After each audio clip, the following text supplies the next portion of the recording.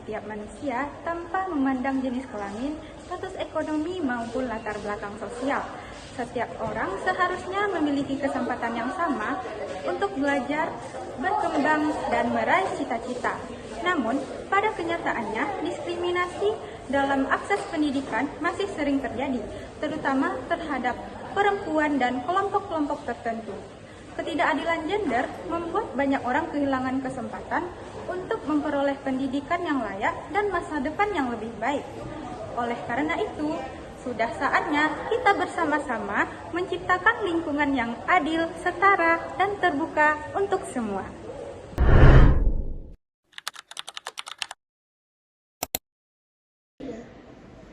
Diskriminasi akses pendidikan adalah perlakuan tidak adil yang menyebabkan seseorang sangat sulit memperoleh pendidikan yang layak. Bentuk diskriminasi ini bisa dapat terjadi karena gender, ekonomi, budaya, maupun lingkungan sosial. Contohnya, seorang perempuan dianggap tidak perlu berpendidikan tinggi karena dianggap hanya mengurus rumah tangga.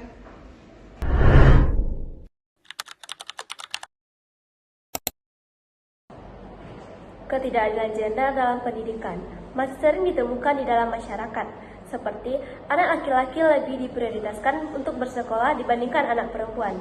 Perempuan dianggap tidak cocok untuk mengambil jurusan tersebut. Adanya stereotip bahwa perempuan lemah dan laki-laki harus dominan. Hal-hal tersebut membuat kesempatan belajar menjadi tidak setara.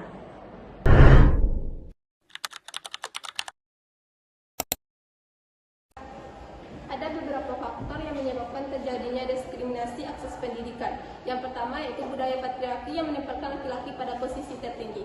Seperti kita ketahui bahwa sosiologi gender atau ketimpangan gender ini dipengaruhi oleh budaya patriarki, yaitu meletakkan laki-laki pada posisi dominan, sehingga perempuan dianggap orang lemah dan tidak berdaya. Yang kedua yaitu kondisi ekonomi keluarga. Keluarga dengan kondisi ekonomi yang lebih baik, maka mereka akan lebih meningkatkan pendidikan anak-anak mereka. Namun ketika mereka memiliki ekonomi yang buruk, maka mereka tidak akan begitu peduli dengan keadaan pendidikan anak mereka. Yang ketiga yaitu kurangnya kesadaran masyarakat tentang pentingnya pendidikan setara. Mereka lebih memprioritaskan anak laki-laki untuk mendapatkan pendidikan yang lebih baik agar nantinya mendapatkan pekerjaan yang lebih baik hendaknya. Namun mereka lupa terhadap anak perempuan, sehingga mereka memaksa anak perempuan untuk melakukan atau mengalami pernikahan dini. Yang keempat yaitu lingkungan sosial yang masih membatasi perempuan, yang dimana masyarakat masih beranggapan bahwa perempuan ini hanya sebagai pengurus rumah tangga, sehingga tidak diperlukan untuk sekolah tinggi-tinggi, yang dimana kalau sekolah tinggi-tinggi mereka juga akan bekerja di dapur juga nantinya. Begitu pula dengan pendidikan, semua orang bebas mendapatkan pendidikan, baik itu untuk mengembangkan diri atau untuk mendapatkan akses pekerjaan yang lebih baik.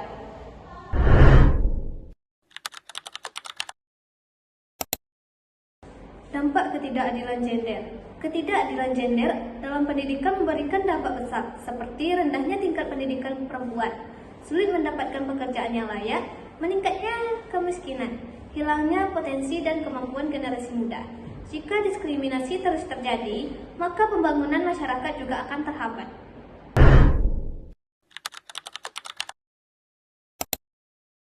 Selanjutnya adalah upaya bagaimana caranya kita untuk mencegah diskriminasi di lingkungan pendidikan. Nah, yang pertama adalah memberikan kesempatan yang sama di akses pendidikan bagi perempuan maupun laki-laki. Lalu yang kedua, menghapuskan stereotip gender di lingkungan sekolah dan di lingkungan masyarakat.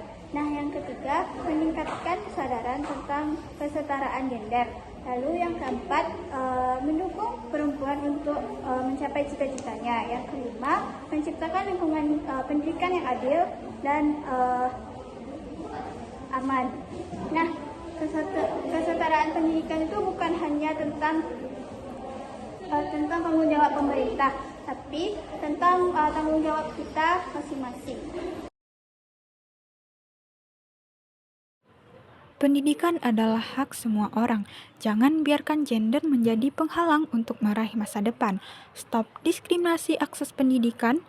Mari wujudkan kesetaraan dan keadilan bagi semua.